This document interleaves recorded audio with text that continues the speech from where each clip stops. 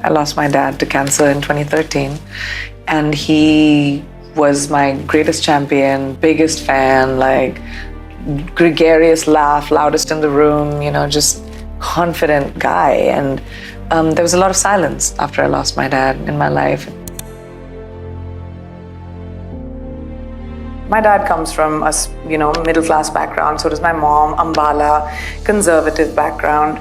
But he always asked for my opinion, and not in a flippant way, ki acha, let's see what a 4-year-old has to say, but in a serious way. And that always made me feel like I'm important.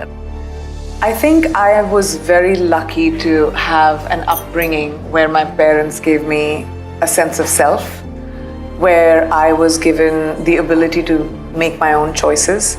I think a lot of girls, especially in our country and many others, their ability to make choices is taken away from them. So I think it's very important for us to raise bold girls, for us to raise girls that push the envelope, for us to invest in the girls in our communities, in our countries, because once a girl stands on her own feet, she not just takes her family forward, she takes her community forward, which in part takes the country forward. I thought that my new life and this industry and my career was the most important thing. But family is, and the people around you are, and having a support system that makes you want to step forward every single day in this difficult ride called life, and that just makes it easier. I'm not someone who walks around with the ego. I believe in hard work, and I think only your work can speak for itself. So I used to walk in, I took meetings, I did auditions, and I got smaller roles, and I did make them bigger and bigger and bigger, and slowly it took time to be able to get to this place. I wish I hadn't beaten myself up as much as I did. When you're young, you feel like one failure is the end of your life, or one breakup, or one friendship, or one fight. You feel like you can never come back from that. And I am a very intense person in general. I'm very sentimental, I'm emotional, so everything affects me. Energies affect me. If I've hurt someone, it affects me, if by deliberately or by mistake. So I think I used to really beat myself up when something went wrong or when I didn't get an opportunity. It's my fault, I must have done something wrong. And I would like to tell my younger 19, 20-year-old self that life is all hills and valleys. It's never going to be a smooth road. You will have up, you will have down, but when it's down, you will go up. So when you're up, be prepared for a down, and it's okay. Surround yourself by people that prop you up. Surround yourself by people who are genuinely happy for you. Not all the followers, not like the people who, you think are your friends that you may party with, but the ones that pick up your phone call at 2 o'clock in the morning. The one when someone is sick in your family that will sit with you for hours overnight. Those are the ones you collect. Those are the ones you remember, and those are the ones you keep for the rest of your life. It makes it easier to have the right people in your life. Life throws stuff at you, and there are times when everything feels like you're never going to be able to get out of it, like it's quicksand. Every day you're being pulled down, or every moment you can't even see a sliver of hope. And we've all been through phases of our lives where that has happened.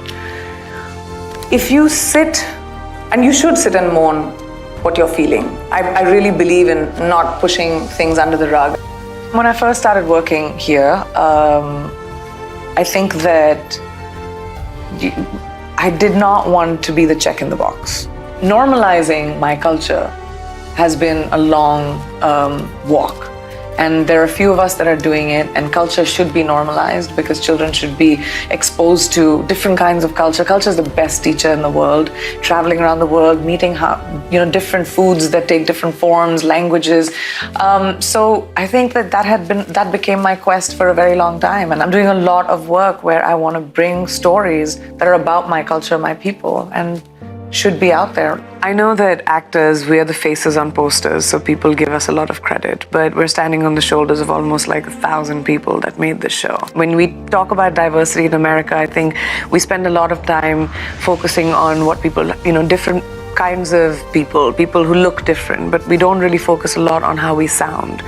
Diversity is different languages across borders. It's not just skin tones, it's not just features. Not just it English. Is cultures. Yeah, it's not English, it's Hindi, it's Urdu, it's so many different languages around the world, and this is true global diversity that's never really been done before.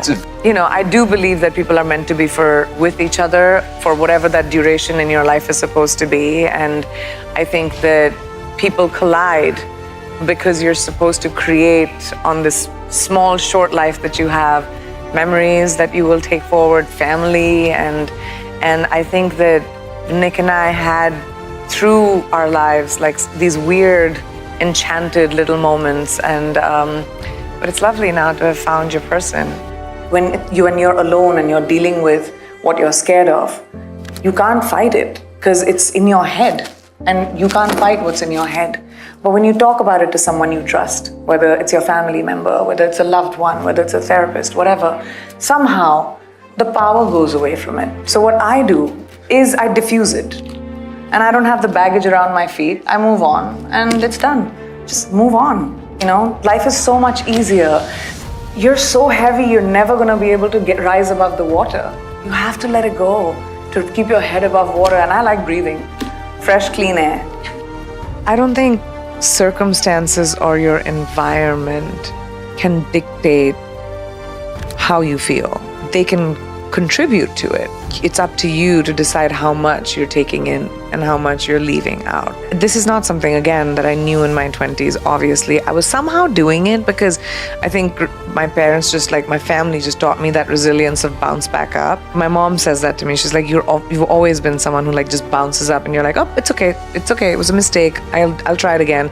But if you treat life like that, whenever life has been tough, and it's been tough many times, it's been almost down and out and you don't want to get out of bed and you don't want to see anyone. I grew up in the public eye. So I kind of realized that my best person was me. I had to rely on my skill set. Whenever I was nervous or I was scared, I started focusing on whatever was the goal in that moment.